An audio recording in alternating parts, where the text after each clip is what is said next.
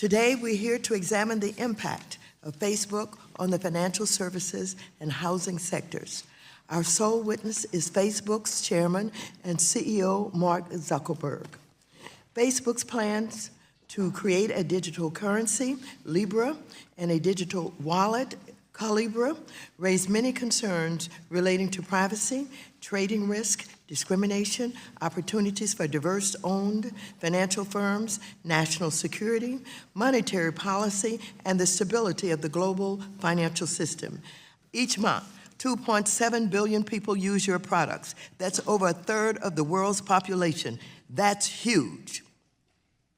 That's so big that it's clear to me and to anyone who hears this list that perhaps you believe that you're above the law, and it appears that you are aggressively increasing the size of your company and are willing to step on or over anyone, including your competitors, women, people of color, your own users, and even our democracy to get what you want.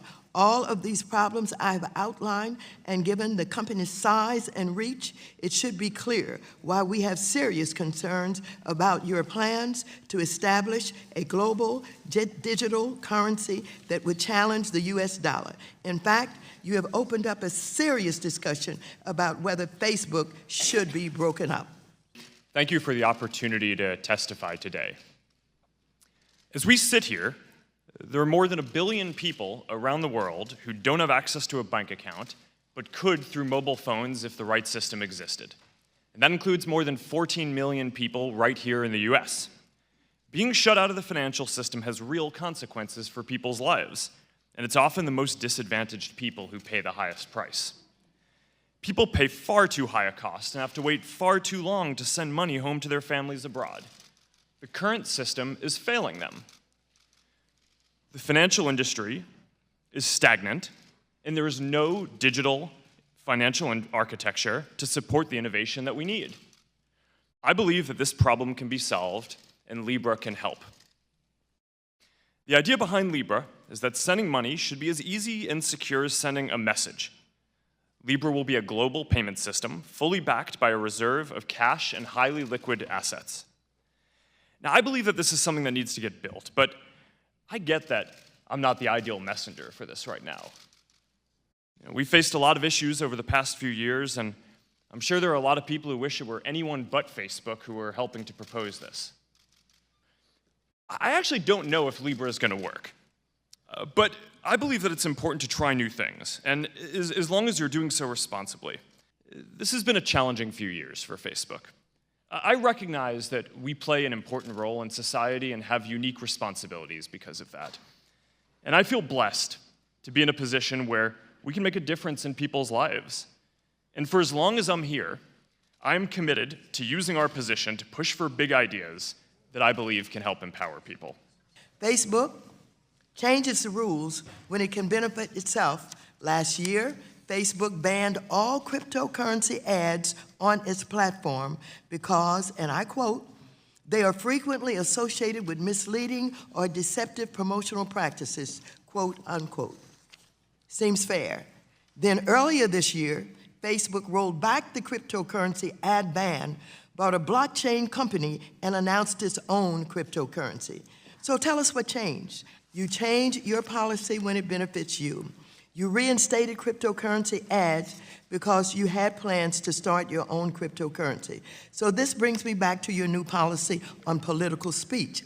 My question to you is, how does this new policy benefit you?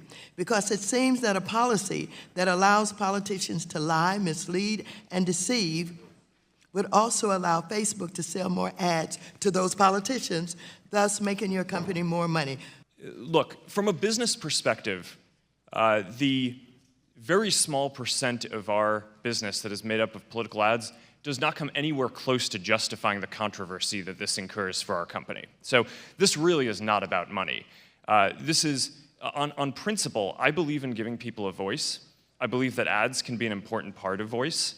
I think especially in the political process for challenger candidates, and for local candidates or advocacy groups whose message might not otherwise be covered by the media. Having ads can be an important way to inject your message into the political debate. Let me interrupt you for a minute. Are you telling me, I think as you said to me before, you plan on doing no fact-checking on political ads? Chairwoman, our policy is that we do not fact-check politicians' speech, and the reason for that is that we believe that in a democracy, it is important that people can see for themselves what politicians are saying. Why Switzerland for Libra? Why not the United States? So the Libra Association is an independent association. We're trying to set up a global payment system. Switzerland is where a lot of the international organizations are. Is there greater regulatory certainty in Switzerland than here in the United States for this type of technology? I think Switzerland has certainly been forward-leaning on wanting to work through systems like this. But I don't want this to come across as if... And the United States is not. Well, Congressman, one of the things that I just want to be clear on is that the Independent Libra Association it's independent. We're a part of it. We helped stand it up. We don't control it. But I just want to make sure it's 100% clear to everyone today that my commitment running Facebook is that we're not going to launch anything that is a product or a part of this until we have full support from U.S. regulators. You see Alipay and WeChat Pay working. Why not just do a Facebook version of Alipay in order to level this? Part of the infrastructure that they're building on is a lot more modern than some of what we would have to build on here. As soon as we put forward the white paper around the Libra project, China immediately announced a public-private partnership working with companies like that to extend the work that they had already done with Alipay into a digital renminbi as part of the Belt and Road Initiative that they have. And they're planning on launching that in the next few months. Will you commit to waiting until you get approval from every U.S. regulator that Libra affects before you'll support launching Libra? Yes or no? Congresswoman, all of the regulators that have jurisdiction over a part of what we're doing, we are working with them and we'll seek approval from. PayPal, Visa, MasterCard, Stripe, Bookings Holdings, eBay, and Mercado Pago, you've lost these stable partners, I would say, and I find it highly concerning. Very briefly, what do you make of these sudden departures from the association, and why do a number of these founding members have concerns that whether you're up to the task of meeting our money laundering and regulatory standards? This project is too big for any one company to do on its own, which is why we set up this independent Libra Association with a number of other companies and nonprofits. It's a very complex project, and as you say, it's risky. Why have they departed? I think you'd have to ask them specifically for. Why do you think they dropped out? I think because it's a risky project, and I think that there's been a lot of scrutiny. Yes, it's a risky project. 16.8 million, as confirmed by the Department of Justice, of the 18.4 million worldwide reports of child sexual abuse material are on Facebook. How much is this figure growing year after year? And if you enact end-to-end encryption, what will become of the children who will be harmed as a result that they're not reported? Child exploitation is one of the most serious threats that we focus on. What is Facebook doing? 16.8 of the 18.4 million. Well, Congresswoman, the reason those reports come from Facebook, the reason why the vast majority come from Facebook is because I think we work harder than any other company to identify this behavior and report it to NCMEC are you and doing the to FBI. shut this down? These accounts peddle horrific illegal content that exploits women and children. What are you doing, Mr. Zuckerberg, to shut this down? Well, Congresswoman, we build sophisticated systems to find this behavior. 16.8 million and growing of the 18.4 images? Well, Congresswoman, I don't think Facebook is the only place on the internet where this behavior is happening. I think the fact that the vast majority of those reports come from us reflects the fact that we actually do a better job than everyone else of finding it and acting on it. Why should we believe what you and Calibra are saying about protecting customer privacy and financial data?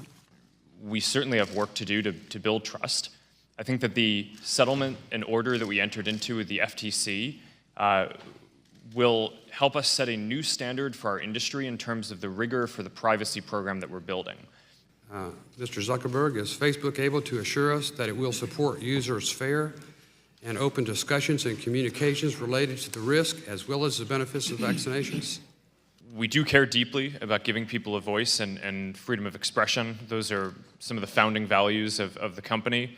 At the same time, we also hear consistently from our community that people want us to stop the spread of misinformation. So what we do is we try to focus on misinformation that has the potential to lead to physical harm or imminent harm. And that can include especially misleading health advice. Are you 100% confident that vaccines pose no injury to any person on this planet?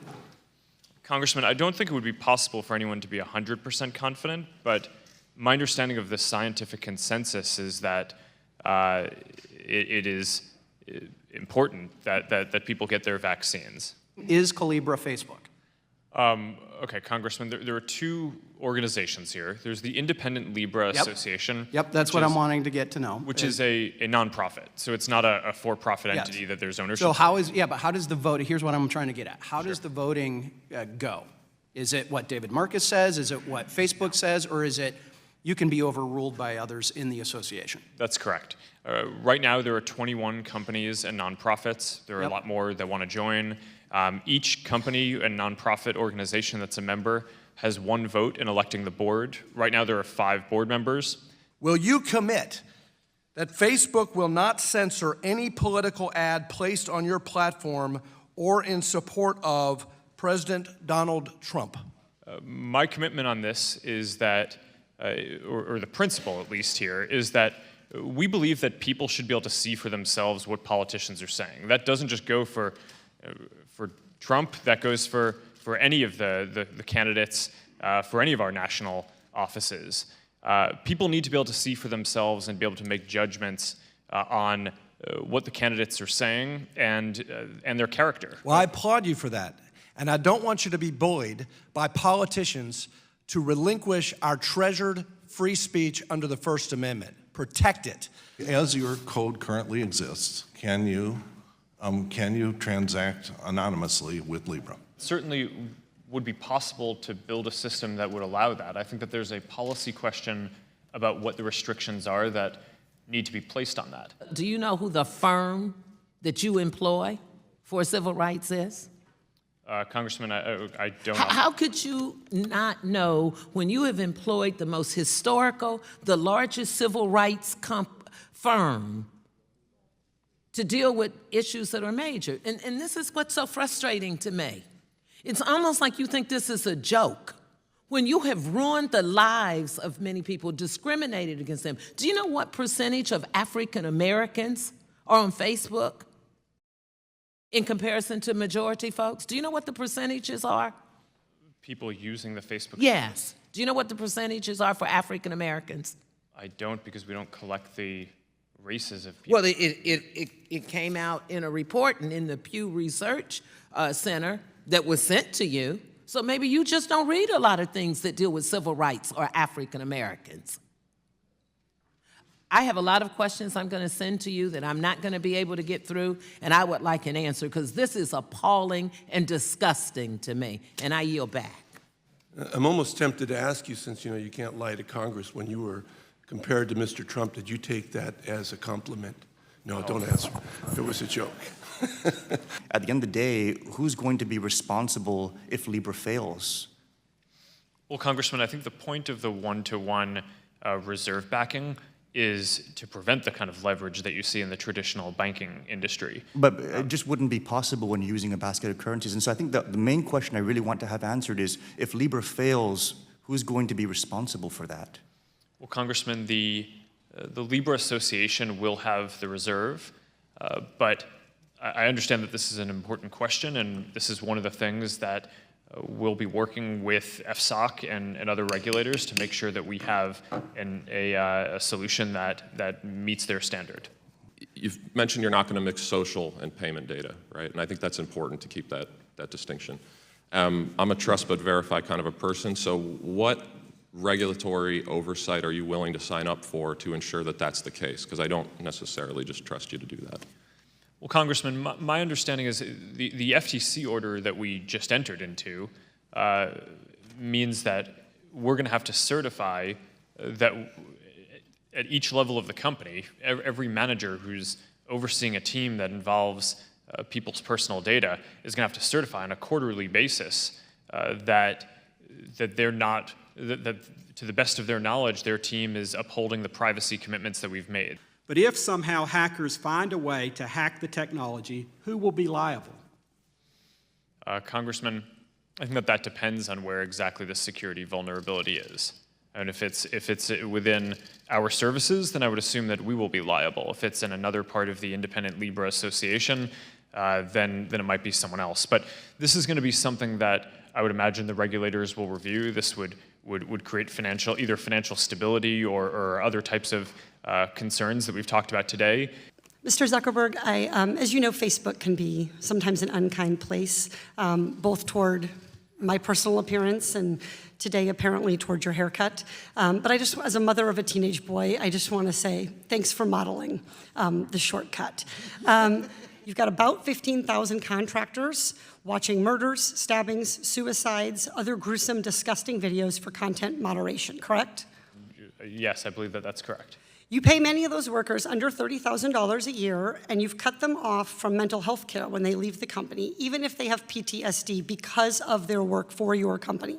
Is that correct? Congresswoman, my understanding is we pay everyone, including the contractors associated with the company, at least a $15 minimum wage. And in markets and cities where there's a high cost of living, that's a $20 minimum wage. We go out of our way to offer a lot of I take your word at the wage. health. Reclaiming my time. I know that there's multiple ways that you're able to collect data for individuals. So I'm asking you, for those folks who don't have a Facebook account, what are you doing to help them place limits on the information that your company has about them?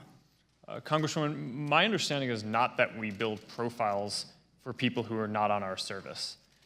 There may be signals that apps and other things send to us that might include people who aren't in our community, but I don't think we include those in any kind of understanding of who a person is if the person isn't on our services. So I appreciate that. What actions do you know specifically are being taken or are you willing to take to ensure that people who don't have a Facebook account have that power to limit the data that your company's collecting? Congresswoman, what I'm trying to communicate is that I believe that that's the case. Do you believe in what you were building? Congresswoman, yes.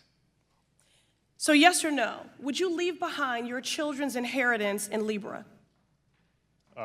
Congresswoman. Do you believe in what you're building? Yes, I do. And would you leave behind your children's inheritance in Libra? I think it's a fair question because I think it's you've proven that we cannot trust you with our emails, with our phone numbers. So why should we trust you with our hard-earned money? Well, Congresswoman, reclaiming my time. If you can't answer yes or no, would you leave behind your children's inheritance in Libra? Congresswoman, I would, because it'll be backed one-to-one by other. All right, moving on. I'm running out of time here.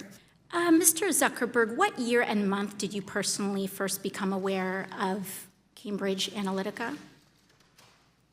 I'm not sure of the exact time, but it was probably around the time when it became public. I think it was around March of 2018. I could be wrong, though. Mm-hmm. And I'm actually, as you're asking this, I do think I was aware of Cambridge Analytica as an entity earlier. Mm-hmm. I don't know if I was tracking how they were using Facebook specifically. when was the issue discussed with your board member, Peter Thiel? Congresswoman, I don't know that off the You don't know. This was the largest data scandal with respect to your company that had catastrophic impacts on the 2016 election. You don't know? Well, Congresswoman, I'm sure we discussed it after we were aware of what happened. Okay. You announced recently that the official policy of Facebook now allows politicians to pay to spread disinformation. in 2020 elections and in the future. So I just want to know how far I can push this in the next year. Under your policy, using census data as well, could I pay to target predominantly Black zip codes and advertise them the incorrect election date?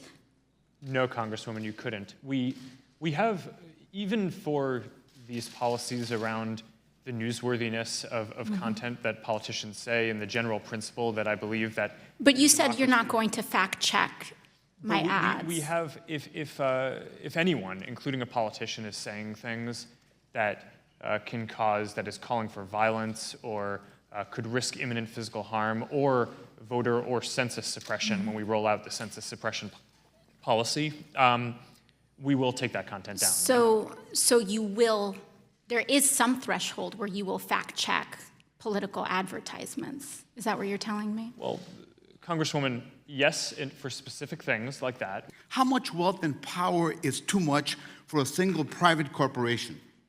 And how much wealth and power is too much for you? Well, Congressman, I think you may misunderstand my motive. So I'm certainly not doing this because I'm trying to make more money. I've committed that I'm going to give 99% of the Facebook shares away during my life to philanthropic causes through the Chan Zuckerberg initiative with my wife.